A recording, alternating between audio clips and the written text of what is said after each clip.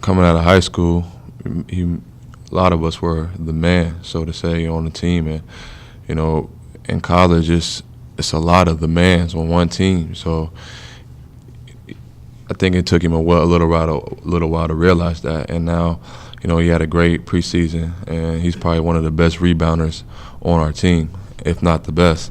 And he's accepted his role, and he's flourished in it. So I've just seen a big change in his maturity and how he's come to practice, and how he's approached the game of basketball differently. He made the freshman to sophomore jump, and he's in a sophomore mentality. So next year he's going to be even better as a junior. So it's just a mentality and a mindset that's really changed his game. Long term, how does a 4-point win against an SEC school, big bodies, athletic bodies, help you all? Yeah, it gets us ready for what we're about to step into the Big East Conference. Georgetown, they have good players down low like Josh Smith. He's a pretty big physical guy. Marquette, they have physical guys too as well down low in the post. This only helps us. It raises our confidence even more that we can play with those guys and we can play with the best. Like those. That's a really good Tennessee team that we just beat. And the way we came out, the way we were ready, I'm pretty sure like if we come out like that every game, we can play with the best.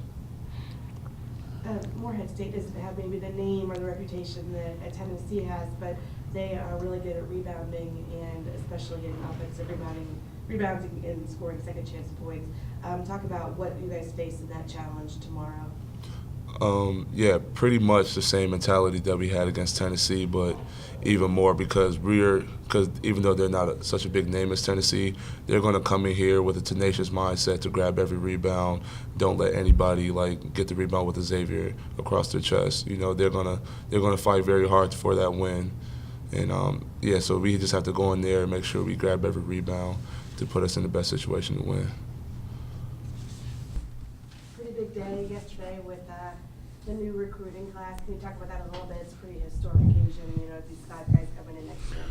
We're really excited. We, as I said in the release, give a lot of credit to the coaching staff for identifying, very, very high character kids, excellent players, and we feel like as good of a shooting class as there is in America, and that's not easy to do.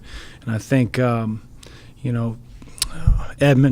Trayvon, JP, at the guard position shoot the ball as well as any of the kids we were recruiting, and as well as anybody in the country. And then you had a kid like McKinday London, who's very, very versatile. He's 6'9", almost 6'10". A couple of years ago, he was 6'1". So he has that guard skill set and a big guy's body, and he's still figuring it out. But he's going to be a really good addition. And then Sean O'Mara is a guy we've been recruiting for 2 years, and Catholic school kid, plays at Bennett Academy, very, very well coached, physical. He's a tough kid. He plays 2 sports. So, we're really, really excited.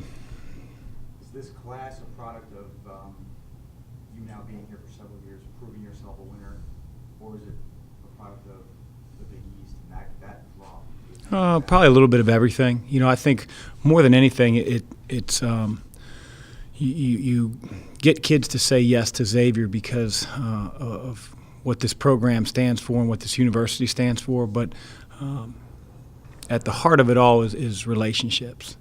And the fact of the matter is our coaching staff did a great job of, gaining really, really solid relationships with the kids that we were actually recruiting, their parents, their coaches, and everybody involved on the recruits end felt very comfortable that Xavier was the best fit for each of them. After 2 games, how do you feel about the handshake? I don't think it's come into play in our games as much as I thought it would. I think our guards are doing a really good job of moving their feet, not playing with their hands. It's something that we emphasized from the beginning. We brought in referees several times during the course of the practice season to get our players acclimated to that. So, you look around the country and there are a lot of games where, there's 90 to 100 free throws being shot. And I think our players have adjusted fairly well, and we got to continue to make that adjustment. Well, you mentioned free throws. If it does get to a point where the hand checking does become an issue and there's more and more free throws, do your guys Are you concerned that they need to start shooting a little bit better from the line, or is that something that comes along as the season goes on? Well, I mean, you're always concerned, but I'm not going to lose my mind. Unlike some fans that love to at me on Twitter, it's mechanics, and our kids are working on it the right way. Bottom line is they've been in 2 games, and 2 games does not a season make, and I'm confident that each of our kids will shoot better percentages than they did a year ago. But last time I checked, we won the game. You mentioned in the preseason that James Farr had done a really good job and was very energetic and really seemed to want it. Mm-hmm. And the game so far, he's really maximized his minutes. Did you expect him to be so productive maybe on the glass and in scoring, or did you think it would maybe be more of a process as he got into his sophomore season? Well, I think that process was a bulk of his freshman year, and it was a hard process for him. Everybody wants instant gratification and to be able to play right away, and that wasn't in the cards for James. And he, I think he vowed to himself that he was going to have a better sophomore year, that he was going to get better. And again, I think if you watch us practice, if you take statistics in practice like we do, day in, day out, he's one of our best rebounders, and it's translating to the game. And again, if he can handle himself on the defensive end and carry out his assignments, and his mind speed's so much better now as a sophomore than it was as a freshman. The game has slowed down a little bit, but he's always been able to rebound at a really high level. But it is surprising because it's a very high level at which he rebounds the ball. We've always felt like he's had a really good touch, and I'm happy for James. He's a really good kid. He works hard, and you want success for those type of players, but they've got to earn it, and he really has. What are his defensive shortcomings? Is it moving his feet? Yeah, he just has a tough time. His body type doesn't allow him to play a little bit lower.